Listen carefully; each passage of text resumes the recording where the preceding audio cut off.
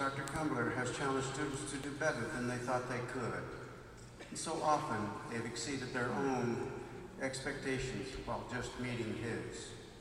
One student wrote that starting in elementary school, teachers always said, you can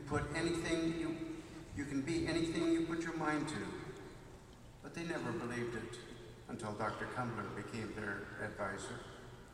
Others said that Dr. Cumbler encouraged them to push past what they perceived as their own weaknesses, learning disabilities, being the first-generation college student. Some said that Dr. Cumbler helped pay their graduate school admissions fees when they couldn't afford it. He became an active partner in their education. For Cumbler, it is a responsibility to be there for students, even after they left U of L. Today is not the first time Dr. Cumbler has been recognized for his achievements. He has received 2 Distinguished Faculty Awards, one for teaching, one for the scholarship, research, and creative activities that he's done. I believe there is only one other faculty member that has received the dual recognition. He also was a Fulbright professor in the Netherlands. It gives me great pleasure to present the 2011 Trustees Award to Dr. John Cumbler.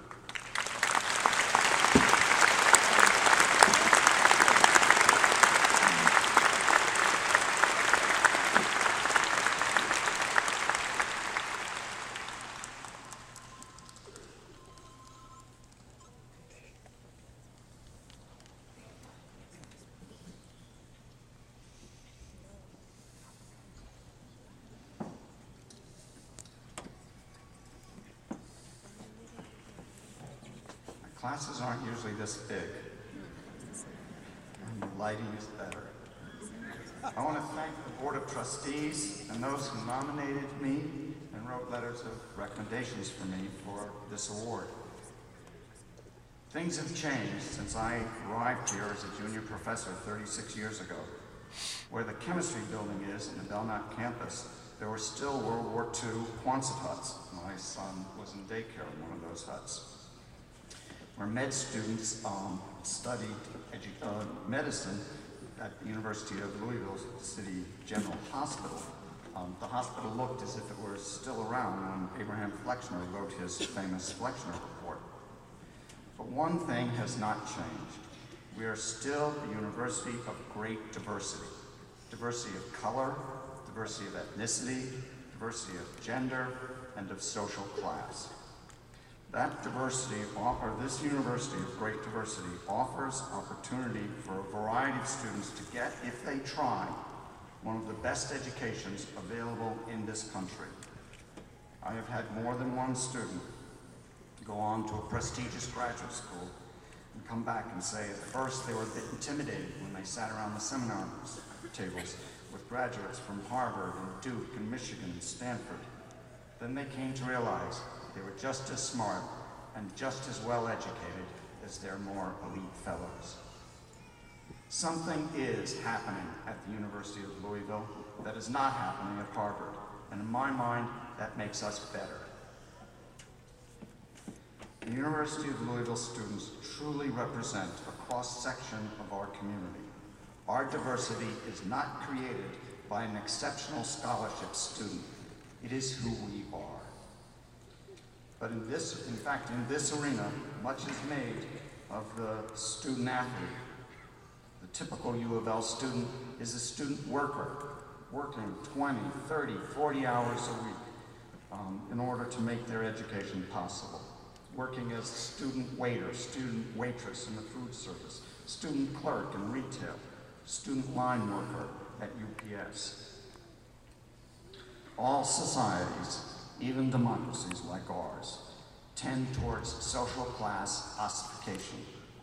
Those with privilege and wealth work to build institutions and processes which ensure their privilege and wealth and position and pass that down across generations.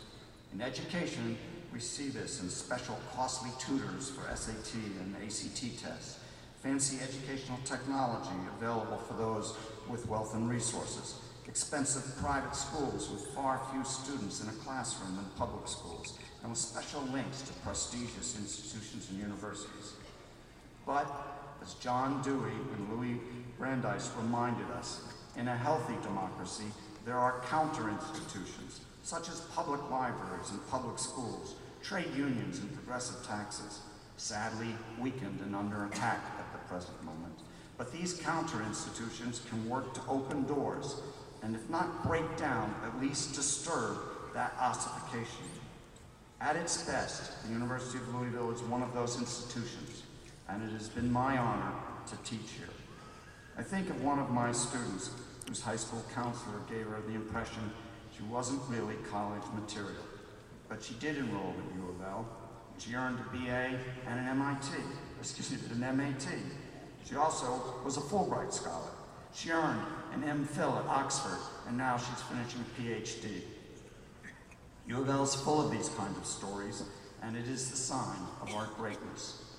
The university's past slogan, "Dare to be great," has meaning in the sense that it is our ability to educate at the highest level all capable members of our community. W.E.B. Du Bois noted 100 years ago that the job of the university was to educate the talented 10th. What we often forget was that Du Bois meant that a vibrant and healthy society needed artisans and farmers and craftsmen, but also doctors and lawyers and scientists, scholars and intellectuals. These were the talented 10th.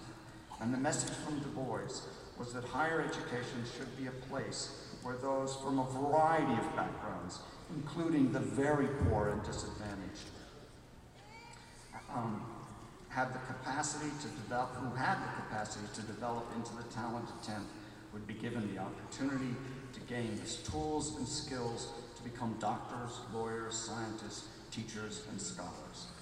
The University of Louisville has offered me the opportunity to engage in that process with you, the students of U of L. And you, the students of U of L, have made that process a joy as well as a privilege. I am proud of this honor, but I am most proud to be associated with the students of the University of Louisville. You, our students, are our greatness. And as long as we continue to be an institution that offers opportunity for a wide variety of students and the best education possible, I believe we will be great.